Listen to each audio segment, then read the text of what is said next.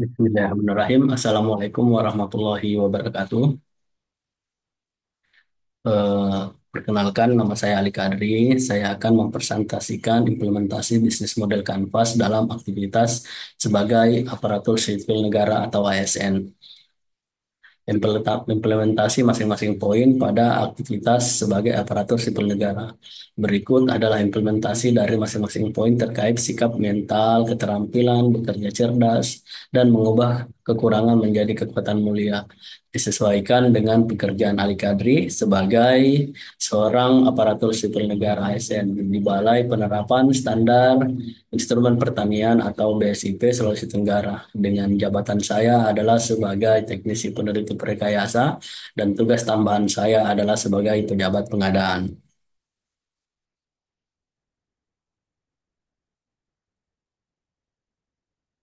Sikap mental yang diperlukan. Yang pertama adalah sikap menghadapi ketidakpastian. Sebagai teknisi peneliti rekayasa atau teknisi rekayasa, menghadapi kondisi lapangan yang sering tidak menentu, perubahan iklim, terus dinamika sosial, atau tantangan dalam penerapan teknologi adalah hal yang biasa. Selalu siap menghadapi situasi ini dengan ada strategi, terus menyusun alternatif-alternatif lain, dan pendekatan yang fleksibel. Terus yang kedua adalah siap mengatakan bisa. Ketika menghadapi tugas baru atau tantangan yang belum pernah dihadapi, selalu berkomitmen untuk mencoba. Sikap bisa ini memberikan dorongan kepada tim bahwa setiap permasalahan dapat diatasi dengan usaha bersama. Misalnya ketika bertugas sebagai pejabat pengadaan, meski bukan di bidang utama saya tetap berusaha mempelajari dan menyelesaikan tugas dengan tuntas. Selanjutnya adalah etos kerja yang tinggi. Melayani kebutuhan masyarakat, khususnya petani, menuntut untuk bekerja dengan penuh dedikasi. Tugas ini tidak hanya memerlukan keahlian teknis, tetapi juga kesabaran dan mendengarkan, memahami, memberi solusi kepada petani. Dalam melakukan tugas pengadaan, tetap berusaha, teliti, dan tekun memastikan semua dokumen dan data tersusun rapi tanpa kesalahan. Selanjutnya adalah keterampilan pengusaha muda. Yang pertama adalah mengubah pola pikir. Dalam tugas sebagai teknisi peneliti perkayasa harus bekerja sama dengan para peneliti perkayasa agar dapat berinovasi di bidang pertanian yang selanjutnya petani dapat mengadopsi pola pikir modern berorientasi produktivitas dan efisiensi. Yang selanjutnya adalah motivasi berprestasi. Sebagai ASN yang menjabat sebagai teknisi peneliti rekayasa dan pejabat pengadaan, terus meningkatkan kompetensi melalui pelatihan, seminar pertanian, kepegawaian. Selanjutnya adalah membangun jaringan. Sebagai teknisi rekayasa harus menjalin hubungan baik kepada peneliti, perekayasa, penyuluh, petani, terus organisasi pertanian, dan stakeholder-stakeholder lainnya. Selanjutnya adalah kerja cerdas. Kerja yang pertama adalah efisiensi waktu dan dana. Sebagai teknisi peneliti dan perekayasa perlu mengatur dan menyusun skala prioritas dari tugas yang diberikan oleh atasan.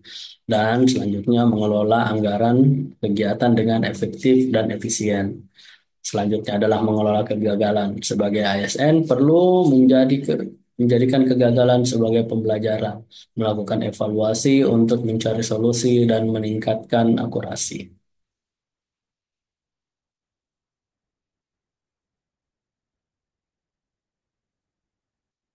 Selanjutnya adalah merubah kekurangan menjadi kekuatan. Yang pertama ada integrasi bidang, menggabungkan pengalaman penyuluhan dan administrasi. Yang kedua adalah semangat belajar, terus meningkatkan kemampuan diri. Dan ketiga adalah menjadi teladan atau menjadi contoh untuk tidak menyerah pada kekurangan. Selanjutnya, kita menjaga reputasi sebagai ASN. Integritas, profesionalitas, dan konsistensi itu sangat dibutuhkan untuk menjaga reputasi kita sebagai ASN. Integritas, menjaga kejujuran, harus selalu jujur, terus ketulusan, dan menjalankan tugas. Profesional harus profesional dalam menjalankan tugas dengan standar kinerja yang tinggi. Konsistensi memberikan layanan berkualitas secara terus-menerus.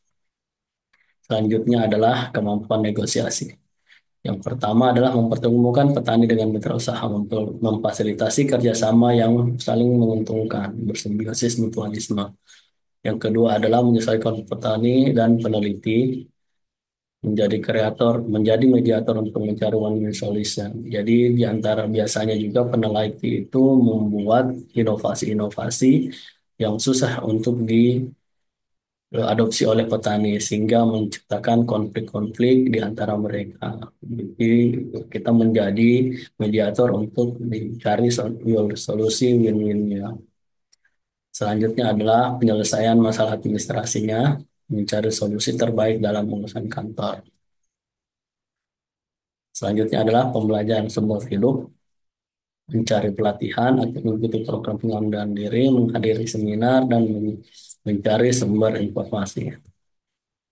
Ini yang adalah poin dari eh, PowerPoint ini, dari eh, apa yang ingin saya sampaikan adalah bisnis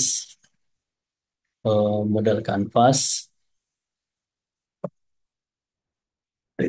yang diterapkan dalam teknisi peneliti dan perkayasa. Yang pertama ada customer segment, yaitu fokus pada petani dan UMKM yang berbasis pertanian karena mereka adalah pihak utama yang membutuhkan teknologi pertanian untuk meningkatkan efisiensi kinerja dan hasil panen. Selanjutnya adalah value proposition. Penelitian berbasis teknologi menawarkan nilai tambah yang nyata melalui peningkatan hasil produksi, efisiensi waktu, dan metode bertani berkelanjutan. Selanjutnya adalah key activity, fokus pada penelitian yang penerapan teknologi memastikan petani memahami dan mampu mengadopsi teknologi yang diajarkan. Selanjutnya adalah customer relationship, adalah hubungan konsultasi berkelanjutan membangun kepercayaan petani bahwa mereka mendapatkan dukungan yang konsisten dan dapat diandalkan. Selanjutnya adalah key partnership, kolaborasi dengan pemerintah, stakeholder-stakeholder lainnya, dan sumber daya yang lebih besar. Selanjutnya adalah key research, media informasi seperti media sosial adalah aset utama untuk memastikan efektivitas adopsi teknologi dihasilkan. Selanjutnya adalah channel, bagaimana kita bekerja sama dengan penyuluh dan menggunakan media digital memudahkan penyampaian informasi secara merata, termasuk kepada petani di daerah terpencil. Selanjutnya adalah revenue streams, adalah sebuah sumber pendanaan dari pemerintah yang bekerja sama dengan mitra memastikan keberlanjutan program tanpa membebani petani secara langsung. Selanjutnya adalah cost ratio, adalah pengelolaan biaya operasional yang efisien memungkinkan fokus pada pengadaan alat, pelatihan petani, dan penyuluhan berkelanjutan. Kenapa saya memilih alasan